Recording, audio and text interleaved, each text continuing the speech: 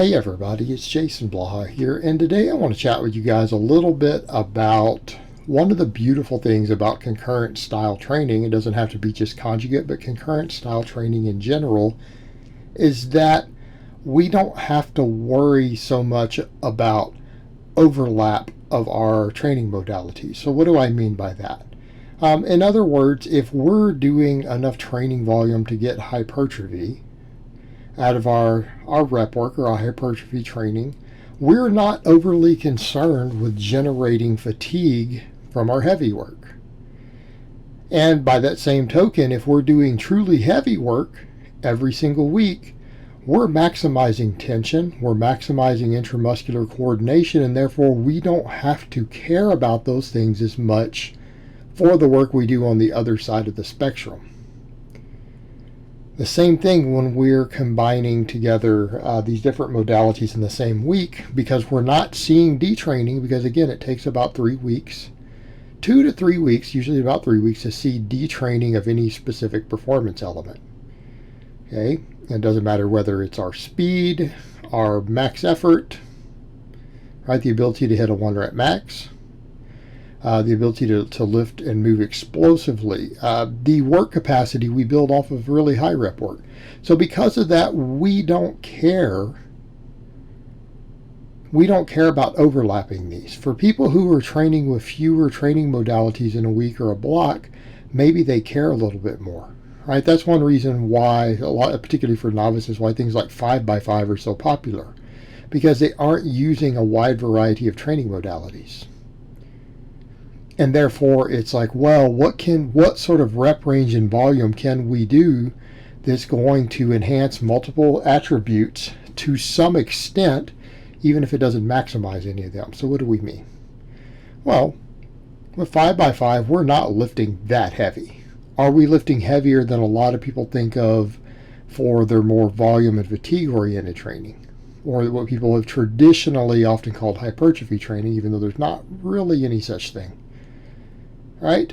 They're oftentimes doing 3x10, 5x10, 3x15, whatever, something like that. So we're lifting a lot heavier than that. But is 5x5 really heavy? No, but it does build better max strength than those others do. Does it enhance work capacity? Well, it gives you better work capacity than doing a bunch of 1 to 3 reps do, right? What will we be doing for maximum strength?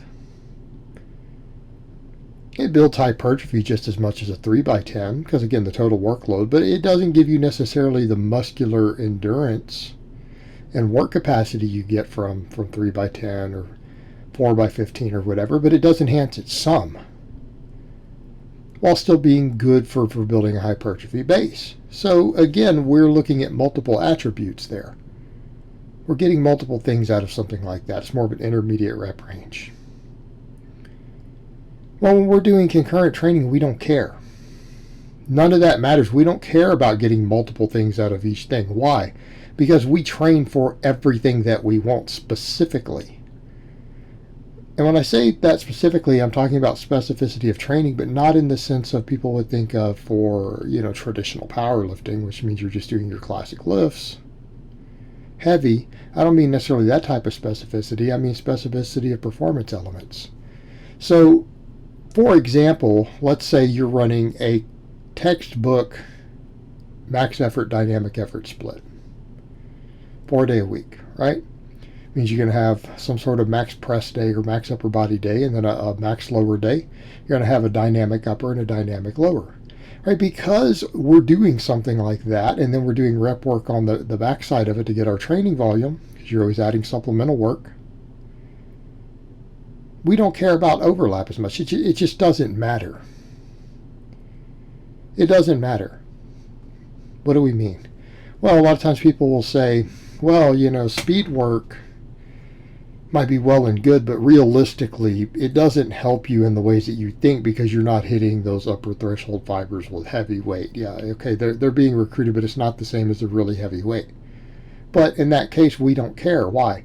Because we have 2 days a week where we're actually hitting max lifts. We are hitting maximum intramuscular coordination. And that's the real thing they're talking about, is that there isn't intramuscular coordination to the same degree with, say, dynamic work or compensatory acceleration work, because if it's using lighter weight, it doesn't give you the intramuscular coordination that maxing out does, or that even really heavy triples do. But we don't care. Okay? We don't care. It doesn't matter, because we are training 1 rep maxes for both upper and lower body every single week. And if you're doing that, it doesn't matter. You're getting your intramuscular coordination already. We're getting our maximum tension already. We have it. Still on your 2 max days. Same thing, we can get over to the volume aspect of that. A lot of people say, well, you know, a 3x3 is better than hitting a 1 rep max because there's more training volume. There's more room to grow while still using a fairly heavy weight. But we look at that and be like, we don't care. We don't care about that training volume. It's irrelevant. Let's just get the intramuscular coordination and learn to strain and hit the heavy weights. Why? Because that's all we care about from that. It's when people are using fewer modalities per week that they need that overlap of saying, well, we need our really heavy work to have some volume. Really? Why? Only if that's what all you're doing. If you're only doing triples, yeah, you're going to need a lot of sets. Okay, fine. But what we can do with our max work, we can go behind it and do high rep work. We can get all of our metabolic fatigue and training volume that we want.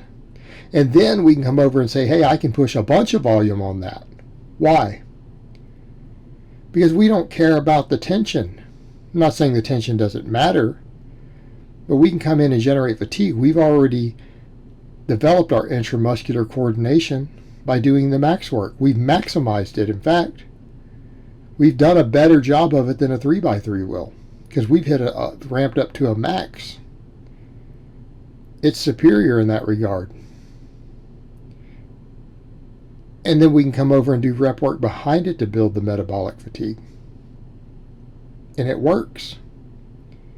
We can get all the fatigue we want. In fact, we can push much, much higher volumes than had we just used that one thing. If we had just done the 3x3 or even a 5x3 or a 7x3, we're still very limited in training volume. We do a lot of rep work after, we're not. We can actually maximize the strength endurance, right? The strength stamina. We can maximize fatigue, and we can do so in a way that doesn't beat us up the same.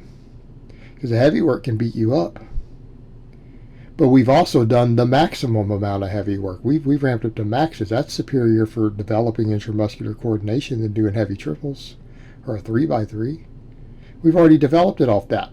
Same thing, we can hop over to something like speed days and then say, well, we don't care that we're not getting the intramuscular coordination on speed days. We're training explosively. We're getting practice getting into our grooves. Right? Now, there's going to be some hypertrophy to it. And some people say, well, yeah, that's true. A lot of people hypertrophy off speed work. But maybe it won't produce maximum hypertrophy. Well, we don't care. It's contributing greatly.